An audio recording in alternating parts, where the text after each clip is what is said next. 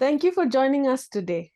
World Heart Day is observed every year on 29 September. My name is Hannah, and with me on the show today, I'm joined by doctors from Bangalore Baptist Hospital, Dr. Thabit Ahmed, Dr. Sandeep S., Dr. Vanita N. Welcome, doctors. Thank you, Mr. Hannah. Thank you. Dr. Thabit has worked previously as Assistant Professor of Medicine in Bangalore. He has worked at Manipal Hospital, Bangalore for 2 years before joining Bangalore Baptist Hospital. Dr. Sandeep is committed in treating patients and has a passion for teaching. His areas of interest includes coronary intervention, rheumatic heart disease, and pregnancy and heart disease.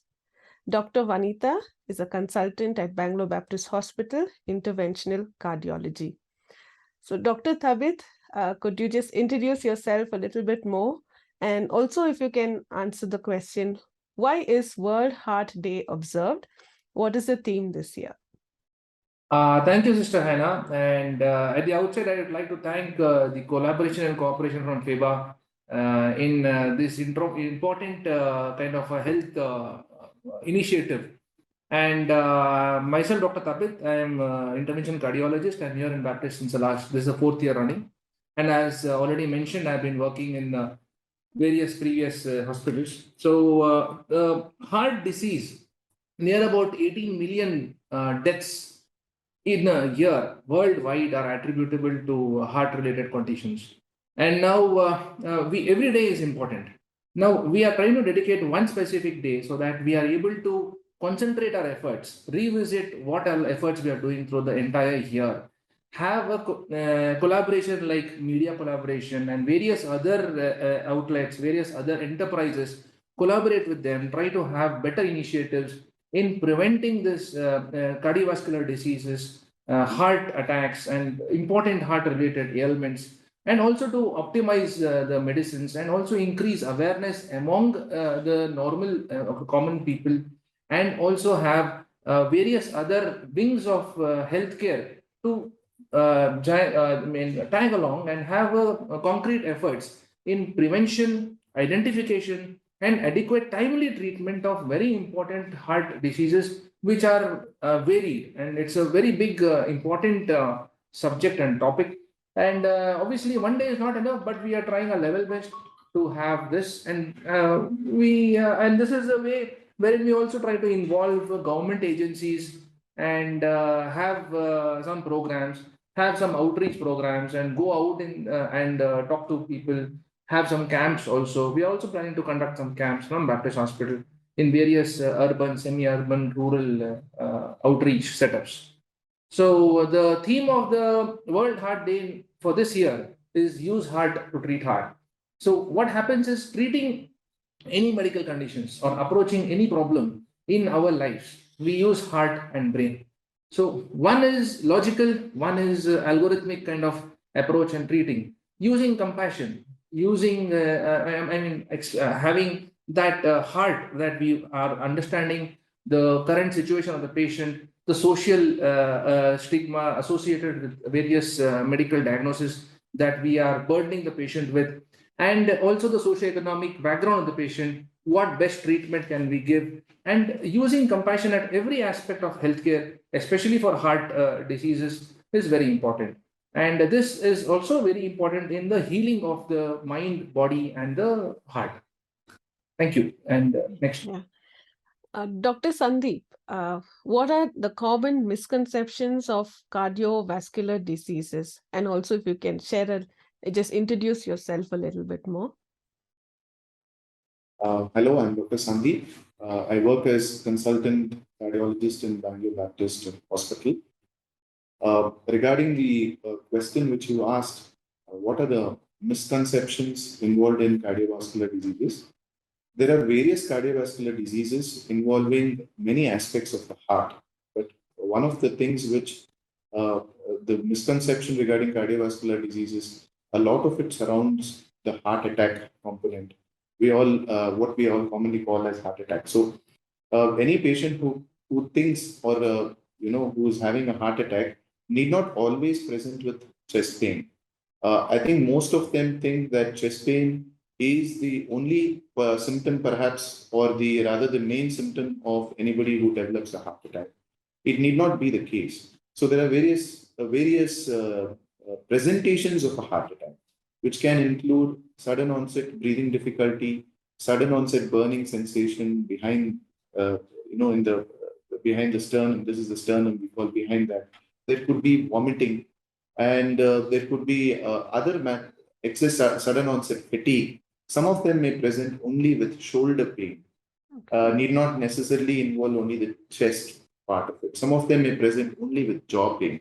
So there are various manifestations of the presentation of an acute heart attack or a heart attack.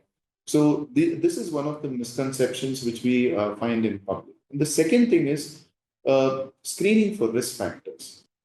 Any cardiovascular condition, we recommend a screening for risk factors at a very earlier age, particularly major risk factors like diabetes, hypertension, and cholesterol issues, and other risk factors. I think the misconception is that, even if we have this once, we don't, I think the misconception is that we don't have any of these things. So only when many a times people go for a regular checkup, they will get to know if they are hypertensive, if they are diabetic, if they are having cholesterol issues. And this is now we are noticing at an earlier age than we used it previously. So the recommendation would be to get checked for risk factors at an earlier age. It's not necessarily only to put them on medication, but also to educate them and to prime them that control of risk factors is essential for avoiding a major event like a heart attack. On the other hand, there are many other cardiovascular diseases which can go very unnoticed, and these cardiovascular diseases sometimes manifest in very subtle ways, like as I previously mentioned, like fatigue, and sometimes with chest pain, sometimes with breathing difficulty. And when they come into us, we order a battery of investigations to find out if there is anything wrong with the heart. There is also another condition called, another common misconception is when people have swelling of feet. So swelling of feet is something which can be due to a number of reasons. It could indicate cardiovascular disease, or it could indicate renal disease, or it could indicate liver disease. And most of them brush it aside, saying, it is because of, prolonged sitting and prolonged, standing. But there could be a number of reasons because of the reasons for the swelling of feet, and they have to be investigated properly. So I think the public should be aware that there could be a lot of symptoms which can be, misinterpreted as, a very benign symptoms, where in fact they can have an actual cardiac problem. So this is, and in this World Heart Day, we hope to educate public more about this. Thank you, Dr. Sandeep, for really explaining some of the misconceptions which people have with the CVD diseases. Dr. Vanita, what are the symptoms that might indicate the CVD condition? Most common symptoms being the chest pain, which can occur on exertion at rest.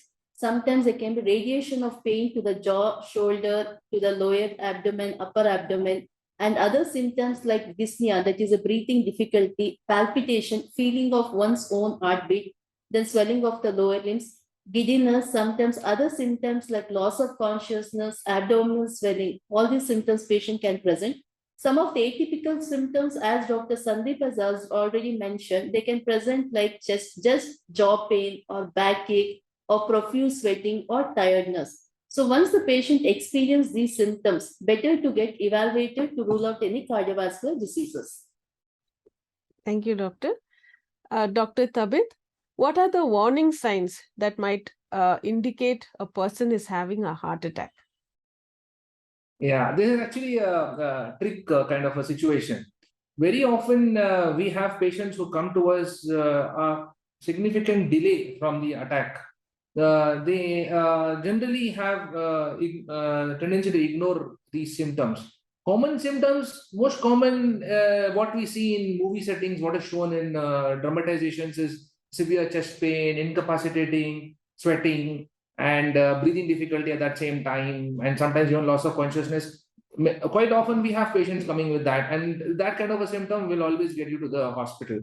There are a few other symptoms, because I tell my patients, any symptom right from the belly button that we say, the umbilicus, right until the line from this tragus to the angle of the mouth, any symptom can be attributable to the heart, whether it is burning, whether it is any discomfort, or any kind of a pressure like symptom. So that is the problem, various ways in which they can present. Sometimes they can just come with breathing difficulty. We call it as angina equivalents. So various other complaints which mimic, or also like a burn, like a heartburn. So the patients might think they're just having an acidity. They might try to take some anti-acid medications by self, or try to seek some medical attention, telling it's just acidity. And sometimes even with the suspicion, if the physician says no, that it could be a cardiac problem, the a patient might see want to, like, ignore it. And this is a bigger problem. Let's not. It might not be that. I might not be getting it, because we are seeing this across the age spectrum. We are not having any significant age bar right now, right from 20, 22 years of age till obviously elderly people, that we are having cardiac problems. So various warning signs are there, and if a person is getting any new onset breathing difficulty or chest pain, or unable to walk to the same extent that the person was able to walk in the past, then there's something which is going on. You have to consult your physician or your cardiologist, and seek further investigation and treatment for the same. Thank you. Doctor, I've heard some people say I have pain in my arm, left arm. Is that also a symptom? That's exactly what I was telling. Anything right from the umbilicus till the arms coming between that area. So there can be the classical pain. The classical thing is any pressure like symptom, or something sitting on your chest, and then there's a radiation to the inner aspect of the arm. So this is a most classical kind of, that is called as angina. That is how they classically present with. So, and other variants of the same, some of them which I described. And anything which is out of the ordinary, you're not able to do your day-to-day routine over the last few days or months, that means there's something which is not allowing you to do it. Could be a blockage in your heart, which could precipitously come subsequently. So before that, seek attention. Okay. Dr. Sandeep, what should be the immediate response if a person finds out that they're having the symptoms which Dr. Tabit said? So people around them, what should their immediate response be? Yes, so most of the, particularly the heart attack spectrum of presentations are sudden in onset. So many patients experience a sudden onset of chest pain, or sometimes, as sir mentioned, equivalence of those, such as sudden onset discomfort in the chest. They may not be able to express it as pain, but they may say it as just discomfort. There may be sudden onset burning sensation along with vomiting. There may be sudden onset shortness of breath. So whenever these symptoms are encountered, it would be wrong to ignore these symptoms, but it would be right to proceed to the nearest hospital, particularly recommended to visit a hospital with tertiary care facilities, because when a patient we do a lot of tests, the basic one being an ECG. And if the ECG is showing features of heart attack, they may be required to undergo further therapeutic interventions, which can happen at a higher center. So these are the symptoms when there should not be neglected, immediately to be rushed to hospital, and then we have to take the course of action from there. Now the second thing would be to see a person, like many a times we see a person walking on the street suddenly collapses, and then you don't know what could be the reason. In most instances, the cause is cardiac in nature.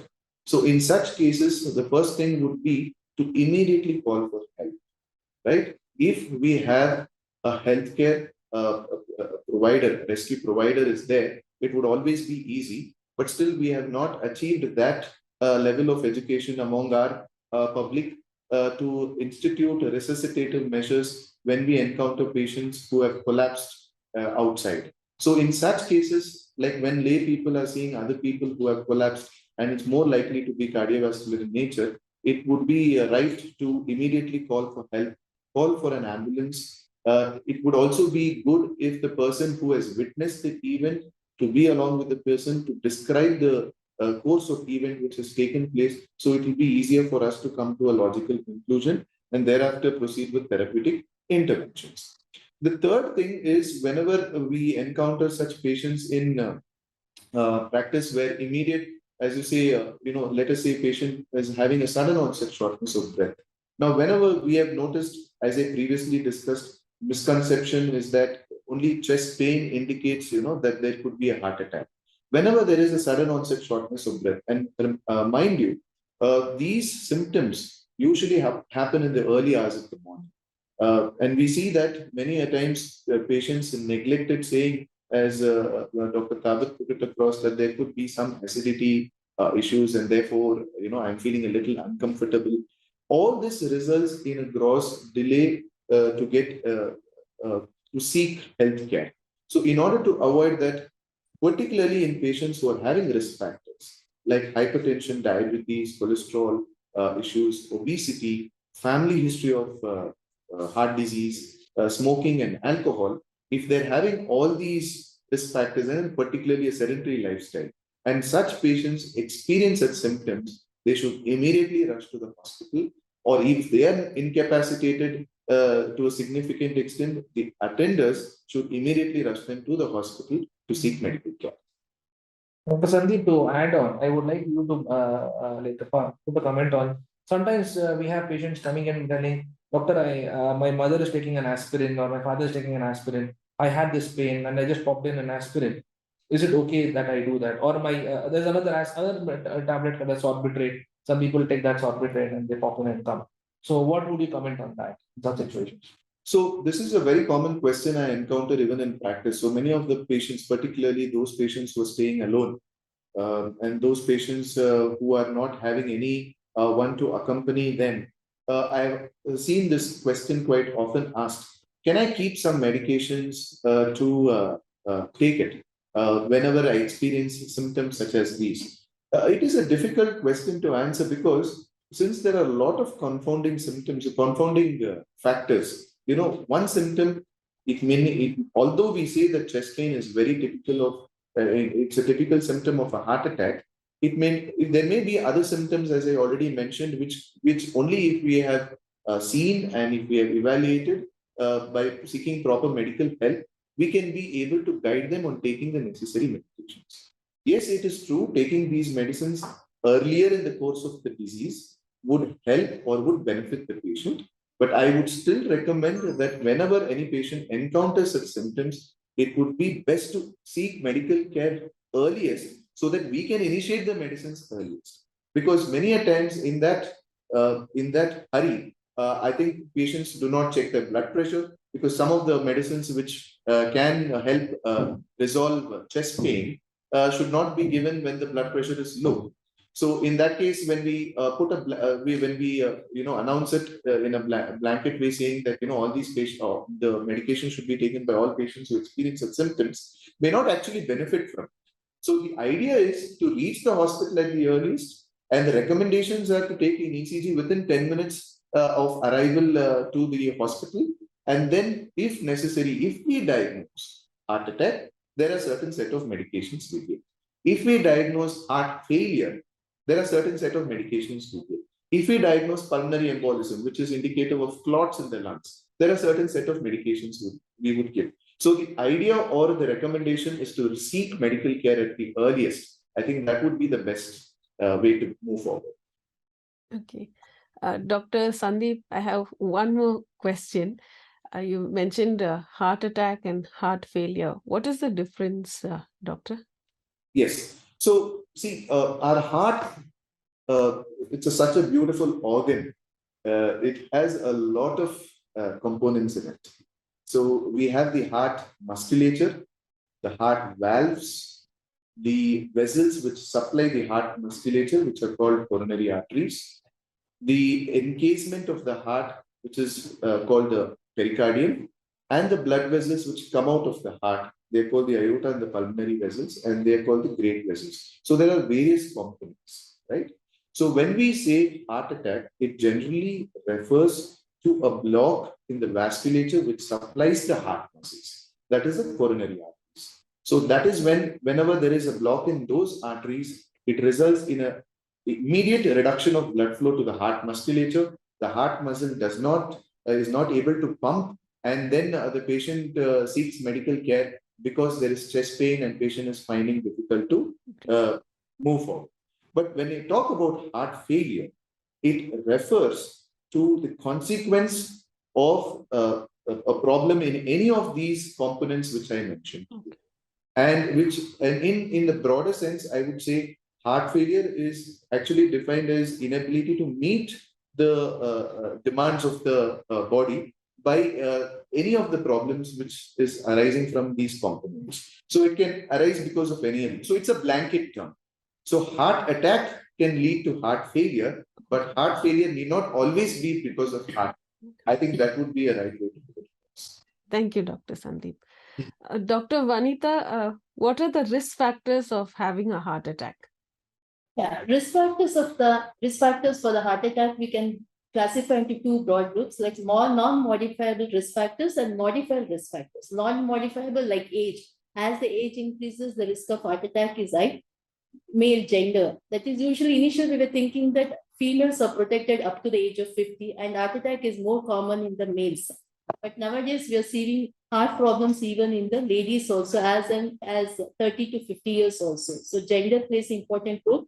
Next, genetics and family history of heart problem. These are called as non-modifiable risk factors. Other group we have as a modified risk factors like development of hypertension, diabetes, dyslipidemia, that is a raised cholesterol, and our obesity and smoking, alcohol, lack of physical activity, sedentary lifestyle, and nowadays even the stressful life is a risk factors. So these are classified like this. Dr. Tabit, how do we lower these risk factors? If you can explain. Yeah, I mean, Dr. Vanita nicely classified as modifiable versus non-modifiable risk factors. So the question becomes again classified. Now you have non-modifiable risk factors. So those we are not able to do much about. We cannot do what genes, we cannot help how genes, what genetics we are inheriting. So coming to modifiable part of it, one thing is extremely important is lifestyle. Whatever genetic inheritance we have, we might be having predilection to get various diseases, including coronary artery disease or cardiovascular diseases. But the lifestyle that we adopt in our day-to-day routine is very important. How much time are we able to give for our exercises? How much quality sleep? We recommend at least 6 to 7 hours of good quality sleep in a day. And what dietary pattern are we adopting? And how much of carbohydrates are we using? Are we having enough amount of fruits and vegetables? And how much of fast foods are we going into? How much coke are we consuming? How much of coffee are we taking? So these are a very important part. Salt is in Indian kind of a setup. We are commonly using good amount and more than what is needed amount of salt that we have in our day-to-day consumption. So that is also very important that we restrict our salt intake. Try to curtail to the extent possible deep fry or deep fry things, and fast foods are not the best things that we consume, and that is a common thing in the current day-to-day life that we don't want to spend too much time on food preparations. Something which is easily available is fast food, so try to minimize that. So go back to naturally available good food as much as possible.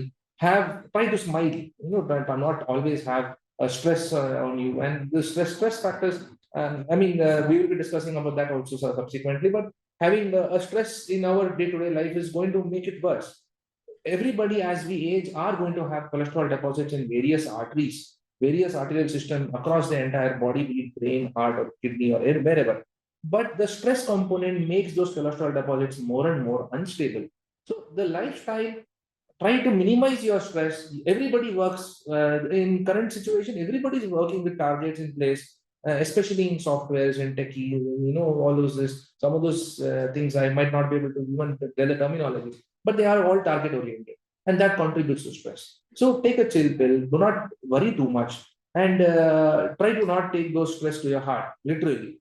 So that is going to negatively impact. So these are very, very important ways in which we can minimize the risk of getting a cardiac problem. So, Dr. Vanita, can you just elaborate more on the stress factor? Many people are stressed, so Because of stress nowadays, because from the education level, the lot of pressure from the education to the job to the elderly. So all age groups are affected by the stress. That's why we are seeing more early onset of diabetes, hypertension, which is leading to early cardiovascular risk, and even heart attacks. We are seeing heart attacks even as early as 30 years, which is really not good. So always I tell the patients to keep calm, as Dr. Tabit, to reduce the stress level. There is always a solution, and try to find out the solution, reduce the stress, take care of our health also. At least we can have a healthy diet, regular exercise, lack of smoking, alcohol, prevent obesity, diabetes, so that even with the stress, these factors can add and lead to the as-related causes of the cardiovascular diseases. So try to bear with the stress, because nowadays life is not without stress. So we have to deal with it. So we have to live with it. So it is in our hands how you take up the stress level. So I tell the patients to not to get stressed out, find out the solution and resolve it. True, true. Dr. Sandeep, what are the treatments that are available for cardiovascular disease? Any new technology, if you can explain? There are various treatment modalities for different cardiovascular conditions. That's a bigger topic to discuss within a small span of time. But what I would focus on is two, three conditions. And treatment can be discussed at various levels. What we already discussed, what my co-consultants already discussed, was the prevention of risk factors and the treatment of risk factors. Both of these are equally important in avoiding a first event or a first cardiovascular event. So prevention of risk factors, or if risk factors have occurred like diabetes, hypertension, cholesterol, treatment of all these risk factors in a very optimal condition, as well as adopting a heart healthy lifestyle, goes a far way in preventing a first cardiovascular event. Now, let us say a first cardiovascular event has come, and I'm referring to what is called as a heart attack. Now, currently, the technology has grown so much that we have a very good, very good equipment and very good treatment modalities to actually salvage them, or actually to save them in the golden hour, is what we say. When we institute these therapies with the current technology and equipment we have, we find very good results if they're coming to us at an earlier stage. So that is why we always in our OPDs also, in our and in our education programs with our consultants also, we always educate the patient that these are the things you have to see.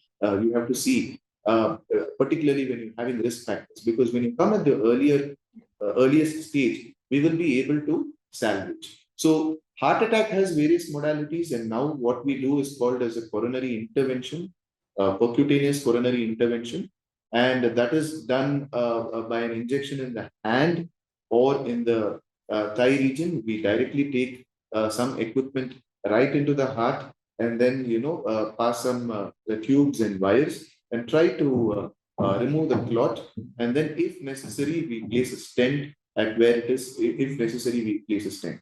So that is to do with the cardiovascular, the heart attack component of it. But when we talk about other various cardiovascular conditions, like for example, heart failure, we have now what is called as heart failure clinics in place. And there are various, heart failure treatment modalities we have come across.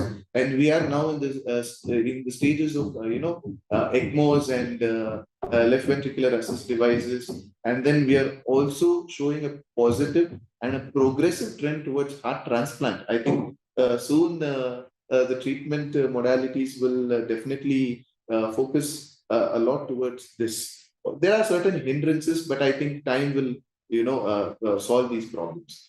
When it comes to the third, there are other cardiovascular conditions like pulmonary embolism. As I mentioned, they have clots in the lungs, and the people who have, there are a lot of predisposing factors to that, like smoking and long hours of standing, and immobilization after a surgery.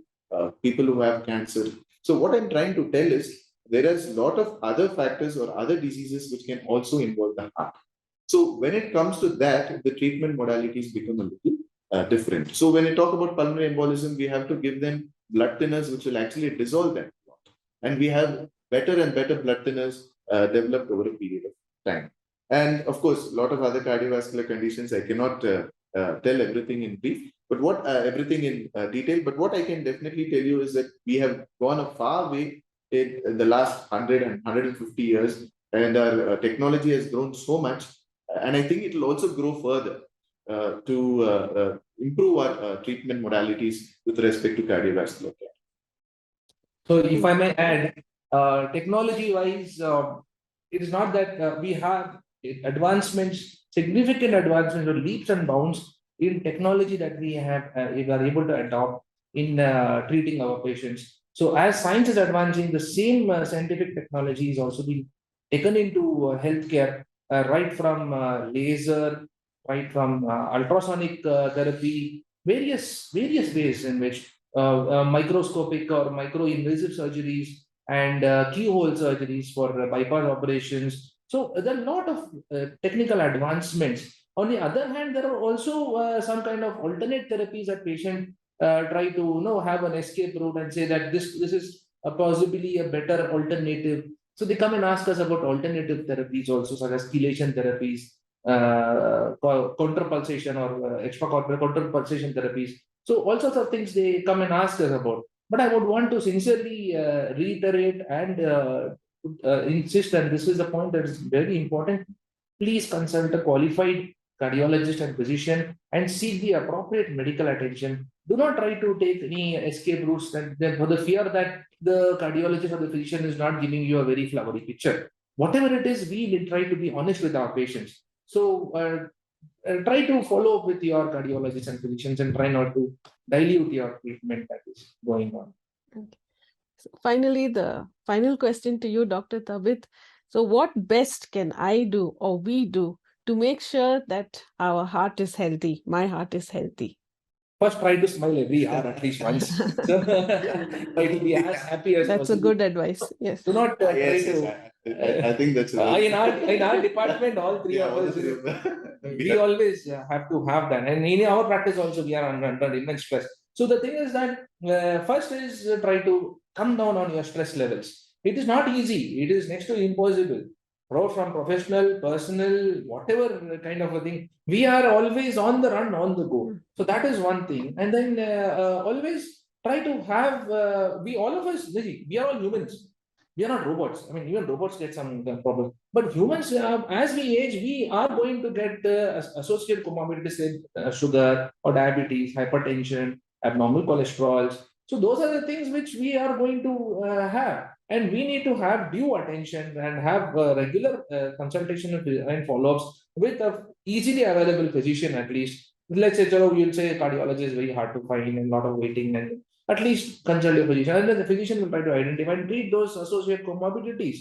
These are very common. Almost initially 10 years back, we should have 10% of the population is diabetic. It is much more than that right now. So identify your other medical conditions, give due attention to that. Try your level best not to avoid your consultation or appointments with your physicians. Treat those comorbidities. And I said, try to avoid getting too much of stress. Have a good quality sleep. Have a good time with your family also. And try to have good compliance with the medicines that your doctors are prescribing you. And especially if you're already a known cardiac patient, then you have to be doubly careful.